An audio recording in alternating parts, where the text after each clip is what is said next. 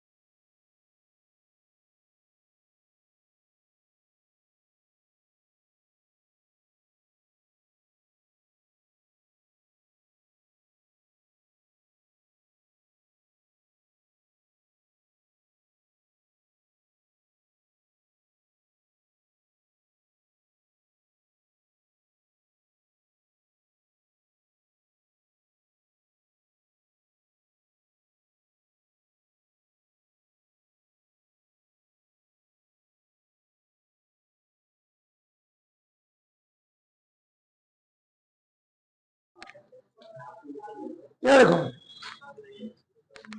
इसी नियम को मॉडिफाई करके साइंटिस्टों ने एक नियम और दिया। मान लो क्या मैंने बोला, मान लो इसमें विलायक की मात्रा ज्यादा हो जाए और गैस की मात्रा भी ज्यादा हो जाए।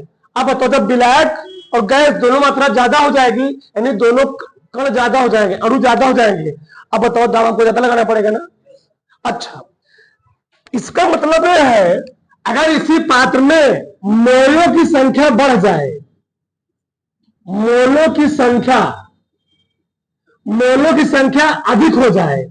अब मोलों की संख्या अधिक होने का तात्पर्य है अणुओं की संख्या क्या हो जाए, बढ़ जाए।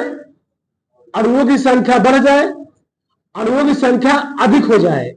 और अणुओं की संख्या बढ़ने या मोलों की संख्या बढ़ने का मतलब ये है उस विलयन का मोल प्रभाज ज्यादा हो जाए। क्या हो जाए, मोल प्रभाज, यानी मोल अंश क्या हो जाए, ज्यादा हो जाए। अच्छा, मोल प्रभाज होता क्या है, किसी विलयन में उपस्थित विलेय या विलायक में से किसी एक के घटक के मोलक संख्या और विलयन में उपस्थित कुल मोलक संख्या का अनुपात हम लोग कहते क्या है, मोल प्रभाज कहते हैं। यानी अगर मोल प्रभाज बढ़ रहा है, यानी अणुओं की संख्या बढ़ेगी, यानी मोलक संख्या क्या होगी, बढ़ेगी। अगर मोलक संख्या बढ़ेगी, बताओ दाब भी हमको करना पड़ेगा, ज्यादा अप्लाई करना पड़ेगा। तो साइंटिस्टों ने इस इनके नियम को और मॉडिफाई किया और कहा किसी द्रव में गैस का जो आंशिक दाब होता है वह मोल प्रभाज क्या होता है, समानुपाती होता है। यानी अगर विलयन में गैस के अणु बढ़ रहे हैं, गैस के अणु बढ़ेंगे, हमको दाब भी ऊपर से करना पड़ेगा, ज्यादा अप्लाई करना पड़ेगा। इसी नियम लिख लो, अथवा का नियम लिख लो इनका। इस नियम के अनुसार, उसी नीचे, इस नियम के अनुसार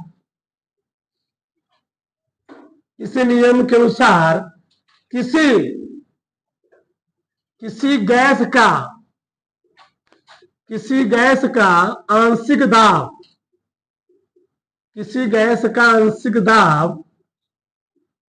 दाब उसके विलयन के आंशिक दाब उसके मोल प्रभाज के, यानी विलयन के मोल प्रभाज के समानुपाती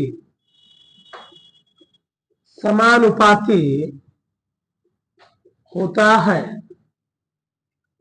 ठीक, माना यदि किसी गैस का आंशिक दाब P, आराम से अपनी भाषा में माना यदि किसी गैस का आंशिक दाब P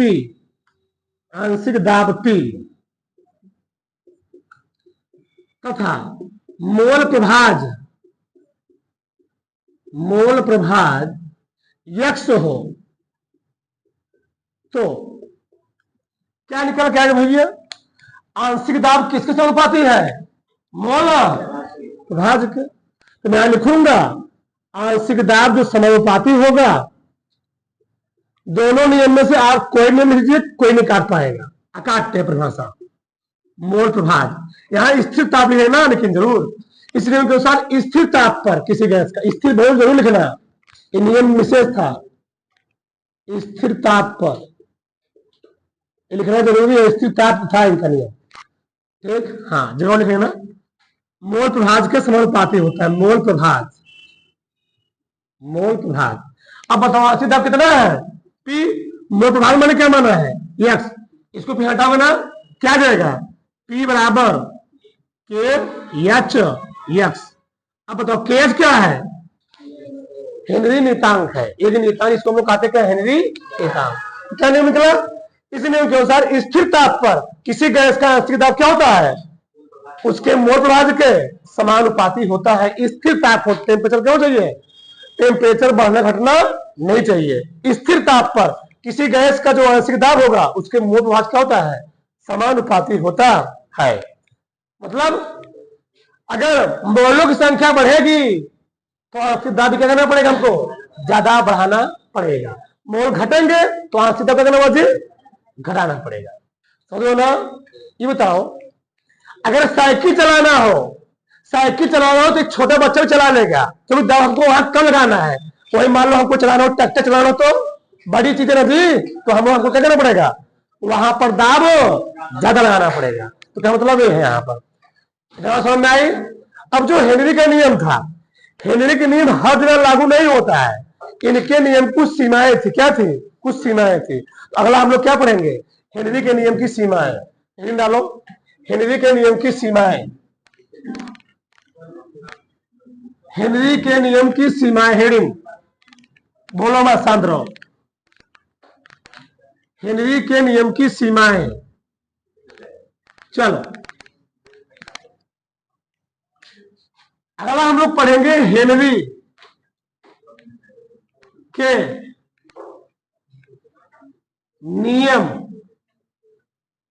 की सीमाएं, limitation of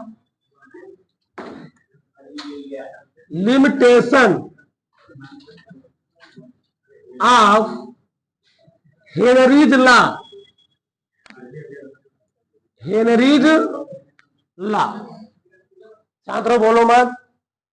limitation of Henry's law, Henry के नियम कहां कहां लागू हो, कहां कहां लागू नहीं होगा, पहले लिखे वाले साथ समझाते हैं। पहला क्या है? हेनरी का नियम केवल तनु विलयनों पर, हेनरी का नियम, हेनरी का नियम केवल तनु विलयनों पर, तनु विलयनों पर ही लागू होता है, लागू होता है। दूसरा है, ठीक, हेनरी विलयन का जो दाब होता है, विलयन ऐसे लिखना, विलयन का दाब, लिखे थे क्या? अच्छा, विलयन का दाब निम्न तथा ताप उच्च होना चाहिए, ताप उच्च होना चाहिए। दूसरा नियम था, दूसरा लिमिटेशन था। तीसरा, ठीक, गैस की विलयन में घुलने की प्रवृत्ति अधिक होनी चाहिए, अधिक होनी चाहिए। इसका मतलब यह है, जो गैस है वह विलयन में अधिक विलय होना चाहिए, गैस की विलयन में घुलने की प्रवृत्ति अधिक होनी चाहिए। गैस विलयन में वियोजित, चौथा पॉइंट, गैस विलयन में वियोजित नहीं होना चाहिए, नहीं होना चाहिए, और ना ही कोई रासायनिक पदार्थ बनाने चाहिए, और ना ही कोई रासायनिक क्रिया करनी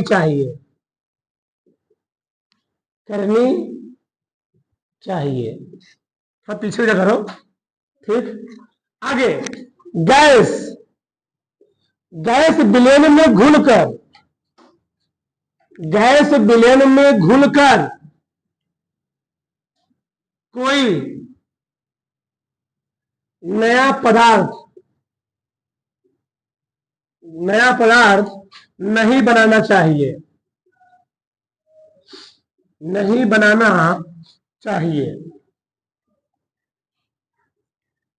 चलो, ये है हेनरी के नियम की 5 सीमाएं, जो बहुत ही इंपॉर्टेंट है। पेपर हर हाल तुमको लिखना ही पड़ता है, अगर नियम पूछे सीमाएं जरूर पूछेगा। अब समझो क्या क्या है। पहला नियम क्या है? हेनरी का नियम केवल तनु विलयनों पर लागू होगा, शांत विलयन पर कभी भी हेनरी का नियम लागू नहीं होगा। ये बताओ, कोल्ड ड्रिंक जो पीते हो वो गाढ़ा होता है पतला होता है? पतला होता है भैया, बहुत पतला होता है। तो वहां पर हम कार्बन डाइऑक्साइड घोल सकते हैं, और लिक्विड क्या है, तनु विलयन है, ठीक। लेकिन हेनरी का जो नियम होता है ना, वह शांत विलयनों पर लागू कभी नहीं, अप्लाई कभी नहीं होगा, फेल कर जाएगा। अगला क्या है, विलयन का दाब निम्न हो चाहिए और ताप क्यों चाहिए ज्यादा। ये बताओ, जिस विलयन में गैस को घोलना चाह रहा हूं, अगर नीचे से दाब ज्यादा रहेगा, बहुत ध्यान समझो, अगर नीचे से दाब ज्यादा रहेगा तो कभी यह गैस घुल पाएगी नहीं घुल पाएगी। यानी क्यों चाहिए, जिस द्रव में तुम गैस को घोलना चाह रहे हो उस विलयन का दाब क्यों चाहिए, बहुत कम होना चाहिए। जितने दाब कम रहेगा उतने ही अच्छी गैस क्या हो जाएगी, अच्छी प्रकार से घुल जाएगी। और इसका दाब ज्यादा रहे कभी घुलेगी नहीं घुलेगी। यहां दाब कम रहेगा, यहां दाब ज्यादा रहेगा, क्योंकि मैं ऊपर दाब अप्लाई कर रहा हूं ना, ऊपर दाब अप्लाई करूंगा और गैस क्या हो जाएगी, आराम से घुल जाएगी। अगर दाब यहां ज्यादा रहेगा कभी घुलेगी, अरे भैया यहां भी दाब ज्यादा है, यहां तो मैं दाब ज्यादा लगा ही रहा हूं, तो कहां घुलेगा, नहीं घुलेगा। 1 मिनट क्यों चल पड़ेगा, कम होना पड़ेगा। अरे इसका दाब कभी नहीं, इसका दाब कम हो, इसका दाब क्यों चाहिए ज्यादा, यानी विलयन दाब कम चाहिए, कम हो चाहिए, और ताप क्यों चाहिए ज्यादा। अगला क्या है, गैस की विलयन में घुलने की प्रवृत्ति ज्यादा होनी चाहिए। यानी इसका कहने का तात्पर्य है, जो गैस है वह विलयन में अधिक विलय होना चाहिए। गैस विलयन में क्यों चाहिए, अधिक विलय होना चाहिए। लेकिन जी पता चला कि हमने कोई ऐसा गैस ले लिया, साला मैं इसमें भेज दिया हूं, वो साला गैस द्रव में घुल ही नहीं रहा है, तो मतलब क्या निकलेगा, कुछ नहीं मतलब निकलेगा, जैसे लाया पूरे उसमें निकल गया। तो ऐसा हमको गैस लेना है जो जिस मैं घोलना चाह रहा हूं और आराम से क्यों उसमें घुल जाए। अगला, ये दोनों पॉइंट बहुत इंपॉर्टेंट है, कैसे, ध्यान से। गैस विलयन में वियोजित नहीं होना चाहिए। जिस गैस को आप विलयन में घोलना चाह रहे हो वो उसमें डिकम्पोज नहीं होना चाहिए। इसका मतलब क्या है, जैसे मान लो हमने लिया हाइड्रोक्लोरिक अम्ल, और हाइड्रोक्लोरिक अम्ल की खासियत होती है, इसको जब किसी विलयन में डालोगे यह अपने आयन क्या होता है, टूट जाता है, ठीक, टूट जाएगा, यानी बनाएगा पॉजिटिव आयन और क्या बनाएगा, निगेटिव आयन। तो ऐसा तुमको कोनो भी गैस नहीं लेना है जिससे विलयन में घोलने के बाद वो अपने आयन में टूट जाए और कोई रासायनिक क्रिया कर ले, और रासायनिक क्रिया नहीं करनी चाहिए। ये बताओ, सरवा हम भेजे उसको घुलने के लिए, वो क्या कर लिया, अपने आयनों में टूट गया, तो मतलब क्या निकला हमारा, कुछ नहीं। यानी अपने आयनों में टूटना नहीं चाहिए, सबसे मेन पॉइंट है। अगला, गैस विलयन में घुल करके कोई नया पदार्थ नहीं बनना चाहिए। जैसे मान लो हमें लिया अमोनिया, अमोनिया गैस, और अमोनिया गैस को मैं विलायक में घोल रहा हूं ना, पानी में विलायक है जी, जल के साथ। अमोनिया गैस की खासियत होती है, जैसे अमोनिया गैस जैसे क्रिया करती है बना लेती है अमोनियम हाइड्रोक्साइड NH4OH। अब बताओ हेनरी साहब के लिमिटेशन क्या है, गैस विलयन में घुल करके कोई नया पदार्थ नहीं बना चाहिए, लेकिन इसने क्या किया, अमोनिया ने एक नया पदार्थ बना लिया, यानी इस कंडीशन में हेनरी नियम क्या कर जाएगा, फेल कर जाएगा। इन दोनों कंडीशन में, यानी अमोनिया को मैंने भेजा था घुलने के लिए, अमोनिया को मैंने भेजा था घुलने के लिए, इसने क्या किया, एक नया पदार्थ बना लिया, अब क्रिया कर लिया, और अब क्रिया करना नहीं चाहिए। इसलिए बहुत पूछा गया है, चीज ध्यान रखना, हेनरी का नियम किन दो गैसों के लिए फेल कर जाता है, तो हेनरी का नियम हाइड्रोक्लोरिक अम्ल और अमोनिया गैस के लिए क्या करता है, फेल कर जाता है।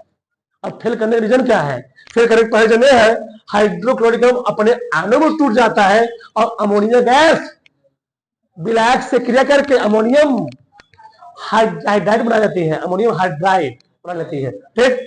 इसीलिए इन दोनों गैसों के लिए हिंदी नियम क्या है, खिलाफ है, खिलाफ। बात समझ में आई, किसी को प्रॉब्लम, हाँ, इसको इसमें उतार लो, इसको इसमें उतार लो, काम देगा बड़ा उतारो फर्क। चलो अगला ले लो, वाष्प दाब, वाष्प दाब, वेपर प्रेशर, हाँ हाँ, वेपर प्रेशर, वाष्प दाब। वाष्प दाब क्या होता है, पहले लिख लो हमारे साथ, जब शुद्ध द्रव, जगह तो नहीं है, इधर ले देता हूं, जब शुद्ध द्रव तथा उसकी वाष्प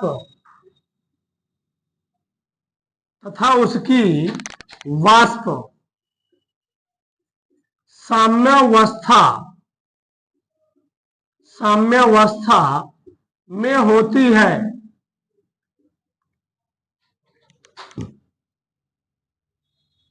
तो वाष्प द्वारा द्रव पर लगाया गया दाब,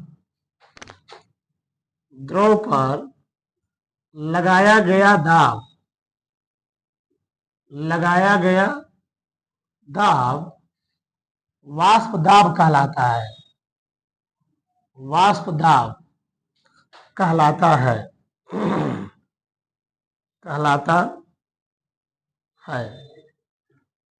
देखो यार, समझो, वाष्प दाब कहलाता है। अभी इसका मतलब कुछ समझ नहीं आया, वैसे मैं इसके पिछले लेक्चर में पूरा समझाऊं वाष्प दाब क्या होता है, वो समझाया था, तो समझो और समझा देता हूं। मान लो छात्रों, ये किसी पात्र में भरा है पानी, क्या भरा है? इस पानी को मैंने गर्म करना शुरू किया। जब गर्म करोगे, हम लोग जानते हैं जब किसी चीज गर्म करते हैं तो गर्म करने से उसके जो कण होते हैं, उसके कणों का वेग क्या होता है? बढ़ जाता है। ठीक, जब कणों का वेग बढ़ेगा तो कणों के वेग बढ़ने से उसकी काइनेटिक एनर्जी क्या होती है? कणों की काइनेटिक एनर्जी बढ़ जाती है, और कणों की काइनेटिक एनर्जी बढ़ने से सभी कण क्या होते हैं? गर्म होकर के ऊपर क्यों क्या करते हैं? भागने लगते हैं, यानी ऊपर की ओर भागने लगते हैं, और एक दूसरे पर एक फोर्स लगाते हैं, गति लगा, एक बल लगाते हैं, उसको हम लोग कहते हैं क्या? इनमें गति होने लगती है, उसको हम लोग कहते हैं ब्राउनियन गति, जिग जैग मोशन होने लगती है, जिसको हम लोग कहते हैं क्या? Zig zag motion. और धीरे धीरे सभी कण क्या होते हैं? गर्म हो जाते हैं। क्या होते हैं? गर्म हो जाते हैं। और यार देखो, जब कण गर्म हुआ तो गर्म होकर के ये सभी कण धीरे धीरे कहां भागने लगते हैं? ये सभी कण धीरे धीरे ऊपर की ओर भागने लगते हैं। बहुत ध्यान से समझना। अब बताओ, ये वाष्प था, क्या था? ये द्रव था। पहले किसमें था? ये द्रव है। क्या है? द्रव।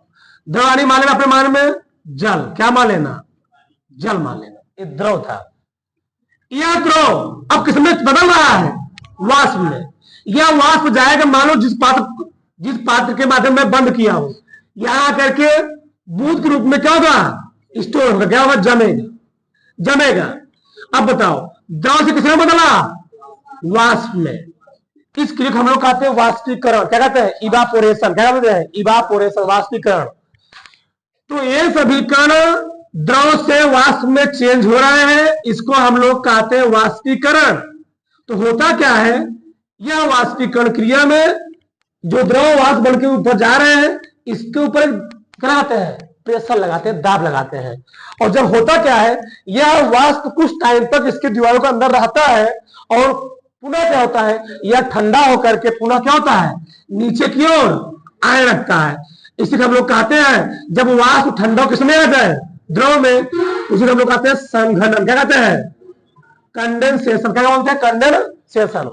यानी इस कंडीशन में जो जितना दाब ऊपर लग रहा था, उतना ही दाब, जितना दाब वाष्प द्वारा ऊपर की ओर लग रहा था, उतना ही दाब उसी वाष्प के कणों द्वारा इस द्रव के सतह पर लगाया जाने लगता है। तो किसी पात्र के अंदर जब हम टेम्परेचर बढ़ाएं, तो टेम्परेचर बढ़ाने से जब किसी पात्र के अंदर वाष्प के कणों द्वारा द्रव की सतह पर ही क्या लगाया जाए? द्रव की सतह पर वाष्प द्वारा लगाया गया दाब हम लोग कहते क्या है? वाष्प दाब।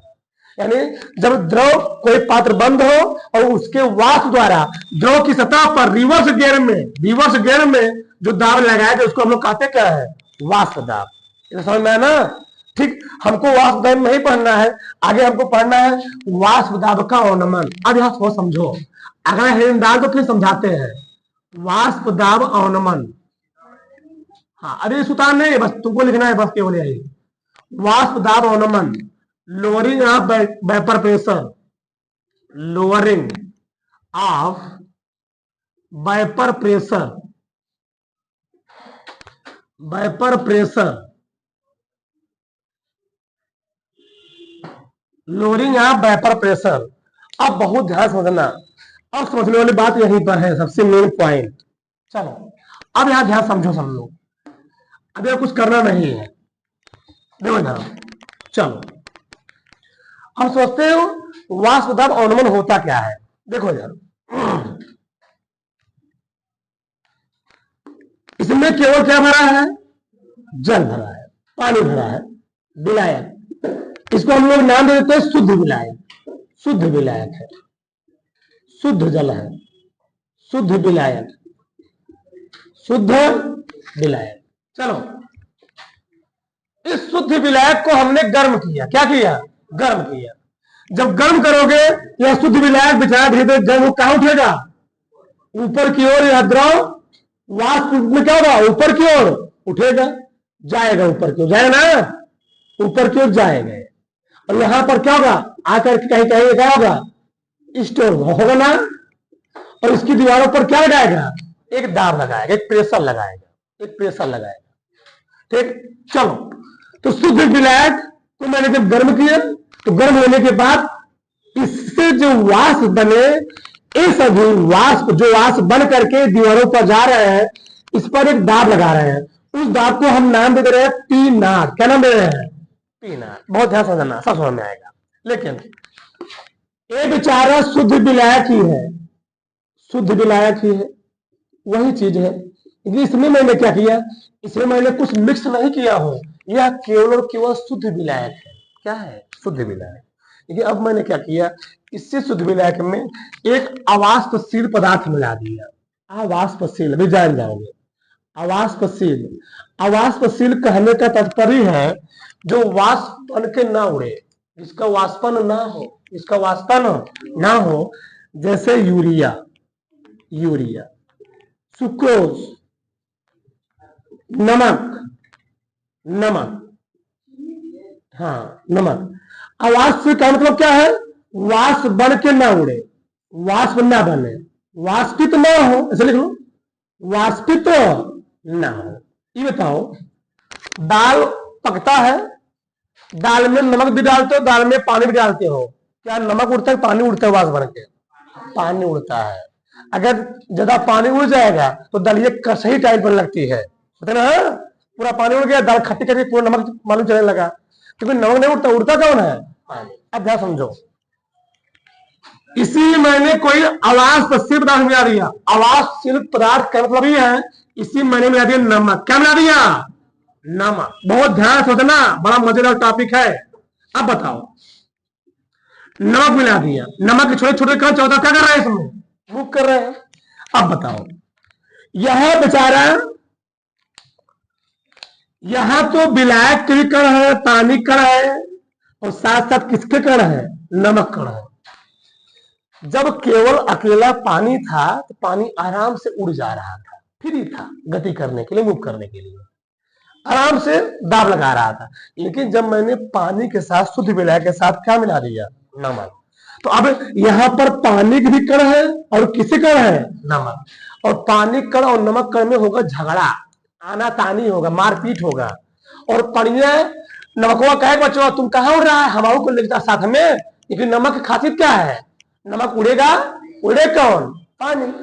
ये बताओ, अगर यहाँ पनिया अकेला था, बेचारा उड़ रहा था, पनिया का 20 कण, बहुत ध्यान समझना, अगर यहाँ 20 कण उड़ रहा था, अब उसी पानी के साथ अब कौन साथ में आ गया, बगल बगल, नमक आ गया। पानी तो बेचारा उड़ना चाह रहा है, लेकिन नमक क्या कर रहा है, उसको खींच रहा है, क्योंकि वो तो उड़ नहीं रहा, रहा वो तो जा नहीं रहा है, उसको खींच रहा है अपनी ओर। तुम कहा तुम रुक रहे हो, जा नहीं दे रहा है। जो यहाँ पर 20 कण पानी को उड़ रहे थे, जा रहे थे, वाष्प बढ़ रहे थे, अब यहाँ कई कण बनेंगे, हो तक आधा बने, 10 कण बने। अब बताओ, बहुत ध्यान से देना, अब जो 10 कण बनेंगे, यहाँ 20 कण वाष्प बन के ऊपर जा रहे थे, यहाँ 10 कण, क्यों, यहाँ पर पूरा जो कण था, पूरा किसके कण था, पानी का। यहाँ पर पूरा कण पानी का नहीं है, पानी के साथ किसका किसका कण है, नमक का। तो बताओ, यहाँ पूरा पानी कण है ज्यादा मात्रा में, यहाँ पहले पानी फिर नमक फिर पानी फिर नमक, तो पहली बार गैटिंग कम हो गई तो नमक। अब पानी जो कम उड़ेंगे, मानो 10 ठूड़े, क्या ठूड़े? 10 ठू पानी वाले उड़े, नमक तो उड़ेगा नहीं। अब बताओ, इनके द्वारा भी एक इस पर दाब लगाया जाए, क्या लगाया जाएगा? इनके द्वारा भी एक इस पर दाब लगाया जाएगा। एक दाब लगाया गया मान लीजिए, ठीक, एक दाब लगाया गया। अब बताओ, यहां वाला दाब ज्यादा होगा, यहां वाला दाब ज्यादा होगा? ये वाला दाब अब तुम्हारे माइंड फोन ना होगा, इसका दाब ज्यादा, इसका दाब क्या होगा? यहाँ 20 करोड़ वाष्प बन के उड़े हैं, यहाँ 10 करोड़ वाष्प बन के उड़े हैं। जब 20 मिनट लगाएंगे दाब ज्यादा होगा, जब 10 मिनट लगाएंगे दाब क्या होगा? यहां पर जो दाब लगा, मैं मानो वह दाब है पीएस। पीएस क्या है? सोल्यूशन का, यानी बिलियन का रीजन कैटेगरी है।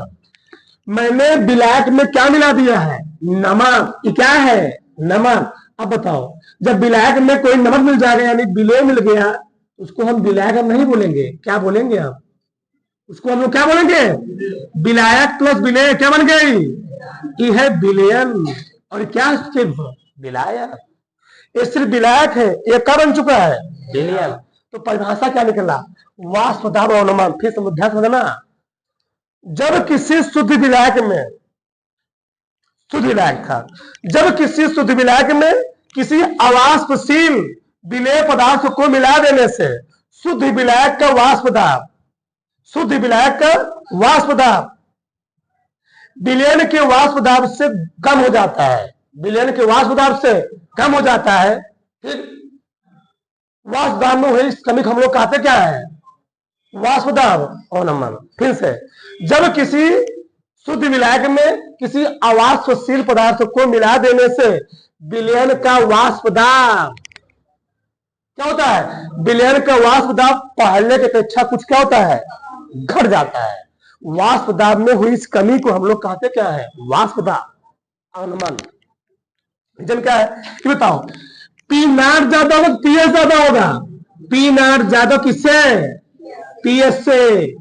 पी विलायक है, शुद्ध विलायक, इसका दाब ज्यादा, इसके इससे क्या होगा? कम। क्योंकि अब पानी का कण तो उड़ना चाह रहा है, लेकिन नमक उसको क्या कर रहा है? खींच रहा है। अकेला व्यक्ति कुछ भी कर सकता है, हा? फ्री आता है, जहां मनमोजी वहां टहले। ठीक, जहां मनमोजी वहां टहले, और 2 मिनट साथ हो जाए तो टहल पाओगे? तुमको, तुम उड़ रहे हो, तुमको पीछे कोई खींच रहा हो, तुम भाग पाओगे तेज से? नहीं भाग पाओगे। तो वही चीज यहाँ पर, यहाँ अकेला था, मनमोजी था, ज्यादा दाब लगाया था, यहाँ पर उड़ना तो चाह रहा है, नीचे क्या कर रहा है? कोनो मिला, खींच रहा है पैरों पकड़ करके। ज्यादा दाब लगा पाएगा? नहीं लगा पाएगा। कि बताओ, अगर तुम्हारा माइंड ओपन रहेगा, खुला रहेगा, तुम्हारे ऊपर घर का कोई लोड नहीं है, तुम ज्यादा काम कर पाओगे। अब तुम्हारे तो तुम्हारे घर पर पूरा लोड ही पड़ा हुआ है, हा? तुम्हारे घर का पूरा लोड है, मतलब तुमको कोई खींच रहा है, लोड है। सिस्टर मान लो, भाई है, पापा है, इनका हाउस करना है, शादी करना है, ब्याह करना है, टेंशन में हो, और तुम्हारे पर लोड क्या है? ज्यादा है। तो मानसिकता वाले में तो वहां पर लोड ज्यादा होगा, क्या होगा? तुमको दिक्कतें ज्यादा होंगी। तो वहां पर यही मैटर है। अब समझ ना? तो जब किसी शुद्ध विलायक में, जब किसी शुद्ध विलायक में किसी अवाष्पशील विलेय पदार्थ को मिला देने से शुद्ध विलायक का वाष्प दाब पहले में अच्छा क्या होता? कुछ कम हो जाता है। वाष्प दाब में कमी की हम लोग कहते क्या है? वाष्प दाब अनुमान। तो जगह तो है नहीं, बोल देता हूं, लिखो। देखो, जब किसी शुद्ध विलायक में, जब किसी शुद्ध विलायक का वाष्प, क्या लिखे? जब किसी शुद्ध विलायक में, जब किसी शुद्ध विलायक में अवाष्पशील, अवाष्पशील लिखा हूं, जब किसी शुद्ध विलायक में अवाष्पशील विलेय पदार्थ मिलाने से, अवाष्पशील विलेय पदार्थ मिलाने से, अवाष्पशील विलेय पदार्थ मिलाने से विलयन का वाष्प दाब, विलयन का वाष्प दाब, विलयन का वाष्प दाब, विलयन का वाष्प दाब, विलयन का वाष्प दाब शुद्ध विलायक की अपेक्षा, शुद्ध विलायक की अपेक्षा, विलयन का वाष्प दाब शुद्ध विलायक की अपेक्षा कम हो जाता है, कम हो जाता है, कम हो जाता है। वाष्प दाब में इस कमी को, वाष्प दाब में हुई इस कमी को, वाष्प दाब में हुई इस कमी को वाष्प दाब अवनमन कहते हैं। वाष्प दाब में हुई इस कमी को वाष्प दाब अवनमन कहते हैं। वाष्प दाब में हुई इस कमी को वाष्प दाब अवनमन कहते हैं। देखो, ये तो परिभाषा लांग रूप में हुआ, हम इसी परिभाषा शॉर्टकट रूप में बोल सकते हैं। देखो कैसे, देखो बताओ, बहुत ध्यान समझो, जगह है हम लिख देंगे। ये बताओ, मान लेता हूं, मैंने मान लिया, माना शुद्ध, बोलो मत, माना शुद्ध विलायक, माना शुद्ध विलायक का वाष्प दाब, माना शुद्ध विलायक का वाष्प दाब P नॉट तथा विलयन का वाष्प दाब, लिखते रहो, लिखते रहो, हाँ लिखो, बता रहा अभी। विलयन का वाष्प दाब, विलयन का वाष्प दाब, वाष्प दाब PS है तो, PS है तो, PS है तो हम जो लोग लिखेंगे वाष्प दाब अवनमन, वाष्प दाब अवनमन, वाष्प दाब अवनमन, वाष्प दाब अवनमन, जो परिभाषा निकल के आएगी तो क्या लिखेंगे, शुद्ध विलायक का वाष्प दाब, शुद्ध विलायक का वाष्प दाब, शुद्ध विलायक का वाष्प दाब माइनस विलयन का वाष्प दाब, विलयन का वाष्प दाब, विलयन का वाष्प दाब, यानी आज निकला क्या अवनमन, मान लो P है तो निकल गया P not minus P। Yes, बोलो मत, शांत रहो, उधार लिया इतना।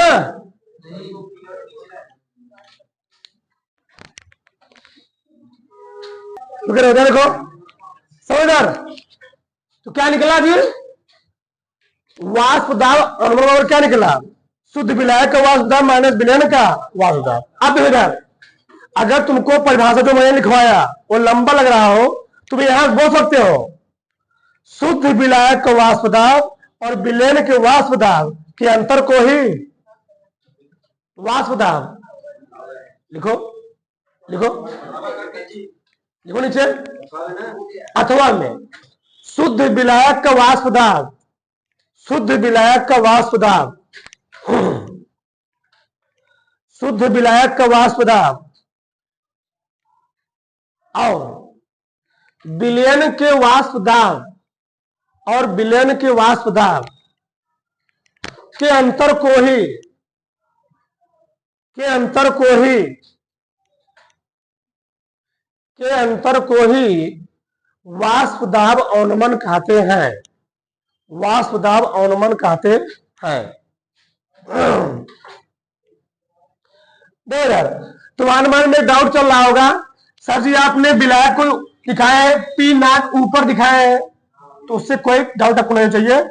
विलायक जहां को भी आएगा हम लोग दिखाएंगे P नॉट से, ओ P नॉट है, P नॉट वो मतलब विलायक मान लेना। यस मतलब क्या है, PS, यस मतलब सॉल्यूशन, ठीक, वो मतलब क्या है मान लेना, जल है, लिक्विड है, ये विलायक है। तो जब विलायक बात आएगा तो ऊपर दिखाएंगे और जब विलयन बात आएगा नीचे दिखाएंगे। तो इसमें दाब उसे मान लेना, इसका कम इसका क्या है, इसका ज्यादा इसमें ऊपर लिखा गया है, इसका कम इसमें कहां लिखा गया है, नीचे लिखा गया है। बात समझ में आई ना, किसी कोई प्रॉब्लम, हाँ ठीक।